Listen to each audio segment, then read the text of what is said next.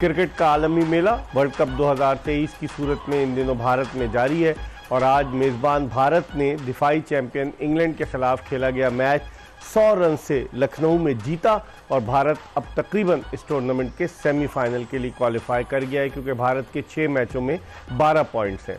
दूसरी तरफ पाकिस्तान क्रिकेट में भी एक नई कंट्रोवर्सी जन्म ले रही है। आज एक बयान सामने आया है पाकिस्तान क्रिकेट बोर्ड की मैनेजमेंट कमेटी के चेयरमैन का और वो फरमाते हैं कि जो एजेंट्स ने रोल प्ले किया है उसके हवाले से वो इस बात पर गौर कर रहे हैं कि आइंदा एक एजेंट सिर्फ 2 प्लेयर्स को मैनेज करेगा। और इस हवाले से ये कहा जा रहा है कि पाकिस्तान क्रिकेट बोर्ड की क्रिकेट मैनेजमेंट कमेटी का इजलास कल गद्दाफी स्टेडियम लाहौर में तलब किया गया है। कुछ लोग तो वहाँ मौजूद होंगे, कुछ लोगों को वीडियो लिंक के ज़रिए रखा जाएगा और साथ ही साथ उन्होंने ये कहा जा रहा है कि पीसीबी की सिलेक्शन कमेटी के चेयरमैन इंजमामुल हक को भी वजाहत के लिए तलब किया जाएगा।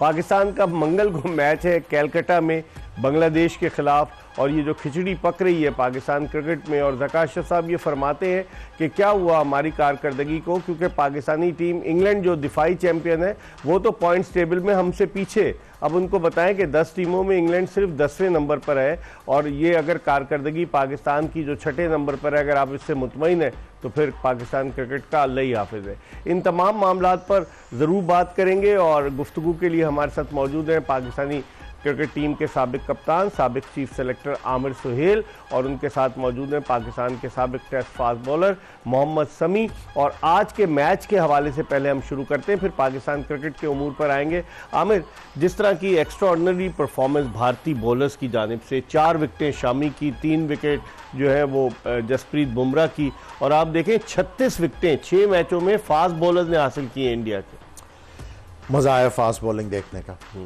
और ऐसी कंडीशंस में जहाँ पे आप एक्सपेक्ट नहीं करते कि गेंद इस तरह घूमेगा और स्पेशली उस बॉलर का जो फर्स्ट चेंज पे आ रहा है। जब आप वाइट बॉल की बात करते हैं तो अंडर लाइट्स 3-4 ओवर्स ये बॉल कुछ ना कुछ करता है, लेकिन शामी ने आके तो कमाल बॉलिंग की।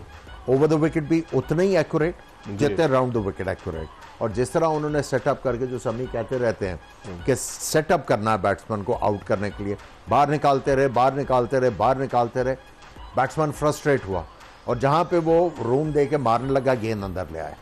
सो I think it was a great exhibition of fast bowling और इसलिए फास्ट बॉलर्स को क्रेडिट जाता है। देखें इंग्लैंड की टीम अगर उनकी आप बात करते हैं तो स्पिनर के खिलाफ उनकी वीकनेसेस हैं, लेकिन उनकी अपनी जो कंडीशंस हैं जहां पर गेंद स्विंग करता है, सीम करता है, वहां पे वो बच्चों की तरह खेल रहे थे।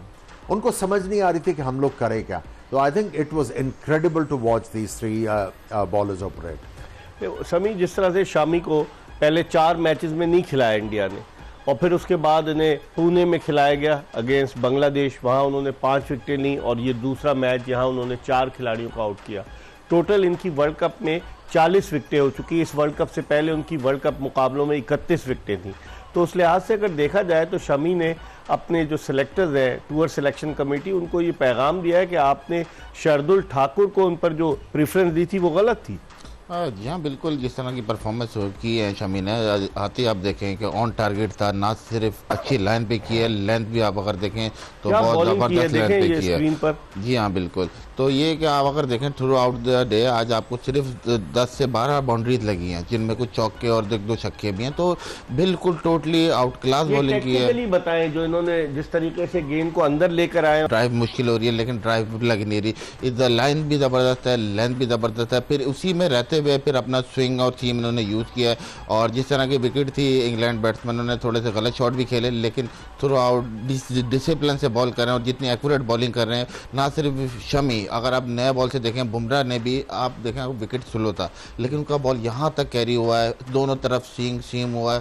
तो थ्रू आउट अगर आप देखें तो बॉलिंग बहुत ज़बरदस्त। बुमराह की आमिर 14 विकेटें हो गई इस टूर्नामेंट में, शमी की तो चले 2 मैचों में 9 विकेटें। लेकिन जैसे ही इनका पेस अटैक इंडिया का, हम तो एक ज़माना था कि सिर्फ इंडियन स्पिनर्स के बारे में सुनते थे कि उनके स्पिनर्स डोमिनेट करते हैं, लेकिन इस मरतबा तो फास्ट बॉलर्स ने तबाही मचा दी। देखिए वो उनको अपनी पेस की शो मारने की आदत नहीं है, वो बॉल करते हैं डिसिप्लिन के साथ। और अगर आप दोनों की बात करें देखिए लेफ्ट हैंडर को एज ऑफ द क्रीज जाके बॉल कर रहे थे, राइट हैंडर को इधर से बॉल कर रहे थे edge of the crease angle create करके, और ऐसी जगह पे कॉन्स्टेंटली बॉल गिरा रहे थे कि जहां पे बैट्समैन की चल नहीं रही थी, रूम नहीं मिल रहा था, लेंथ नहीं मिल रही थी। इनको हवा में हिलाना है और अच्छी लेंथ और लाइन के ऊपर बॉल करना है। बैट्समैन को गलती फोर्सफुली करवा रहे हैं। हम जो ग्लोरीफाई करते हैं वो बड़ा तेज है और बड़ा तेज है। हाँ, बस स्विंग, ना हम स्विंग की बात करते हैं, ना हम लाइन और लेंथ की बात करते हैं, ना डिसिप्लिन की बात करते हैं।